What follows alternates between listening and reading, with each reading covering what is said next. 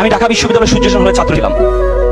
আমি যখন সূর্যসেন হলে পড়ি, আমাদের একটা নাইট গার্ড ছিল, আমাদের মামা ডাকতাম, নাইট গার্ড ছিল। তিনি সারা রাত্রে ডিউটি দিতেন, সকালে পিঠা বিক্রি করতে। তাই বললাম, মামা আপনি সারা রাত্রে ডিউটি দেন, সকালে আবার পিঠা বিক্রি করেন, আপনি ঘুমান কখন? সে করবে, মামা একটু দোয়া করবেন, আমার ছেলে এসএসসিতে প্লাস পেয়েছে, এসএসসিতে পরীক্ষা দিচ্ছে, যদি প্লাস পায় তাহলে আমি তাকে ঢাকা মেডিকেলে ভর্তি করাবো, আর মেডিকেল ভর্তি হওয়ার পর আমি এর চাকরি ছেড়ে দিব, রাতে ঘুমাইতে পারেন, এই চাকরি আমি করবো না। আমি বললাম ফাইন। তারপরে কিছুদিন যাওয়ার পর দেখি মামা দুপুরে ফল বিক্রি করছে। তাই বললাম, মামা সারা ধরে ডিউটি দেন, সকালে পিঠা বিক্রি করেন, দুপুরে ফল বিক্রি করেন, আপনি ঘুমান কখন? সে বলবে, মামা আমার জন্য একটু দোয়া করে, আমার ছেলে এই প্লাস পেয়েছে, কোচিংয়ে ভর্তি করাইতে হবে, 20-30 হাজার টাকা লাগবে, এই জন্য আমি একটু কষ্ট করছি, ছেলে মেডিকেলে চান্স পাওয়ার পর আমি তো চাকরি ছেড়ে দিব। তা আমি বললাম যে, মামা ধর্মকর্ম শিখান্ত ছেলেকে। বলতে, ছেলে তো আসলে ফিজিক্স কেমিস্ট্রি পড়তে তো সময় পায় না, আমার ছেলে ভালো ছেলে, আমার ছেলে আবার কোনো সমস্যা নেই, ও আবার ওইসব ঝামেলাতে নেই। মা বাবা তো সবসময় সন্তান তার কাছে ভালোই থাকে। কিছুদিন যাওয়ার পরে আমি তাকে কোচিংয়ে ভর্তি করার ব্যবস্থা করে দিয়েছি, ছাড়ের ব্যবস্থা করে দিয়েছি।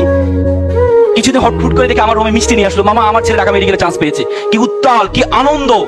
আমার লাইফে সন্তানের খুশিতে এত আনন্দ পিতামাতা হতে পারে আমি কখনো দেখিনি। মনে হচ্ছে যেন সে মেডিকেলে চান্স পেয়েছে।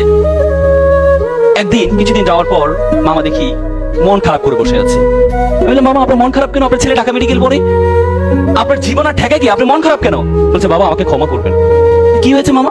বাবা আমি আর পারছি না, বাবা আমি আর পারছি না, আমার ছেলে ইয়াবা আসক্ত, প্রতিদিন বাসায় এসে শোকেজের গ্লাস ভাঙে, আলমিরার গ্লাস ভাঙে টাকার জন্য।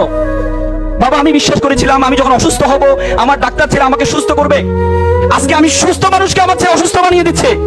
এমন ডাক্তার ছেলে তো আমি চাইনি।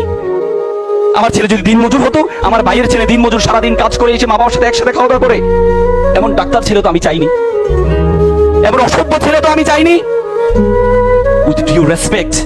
With due respect to our guardians, আমি আপনাদেরকে সম্মান রেখে বলছি, আপনি আপনার ছেলেকে ডাক্তার বানালেন, ইঞ্জিনিয়ার বানালেন, কোনো কাজে আসবে না যদি আপনার ছেলের মধ্যে ধর্মীয় জ্ঞান না থাকে। এই ছেলে ভয়ঙ্কর আকার ধারণ করবে, ভয়ঙ্কর আকার ধারণ করবে।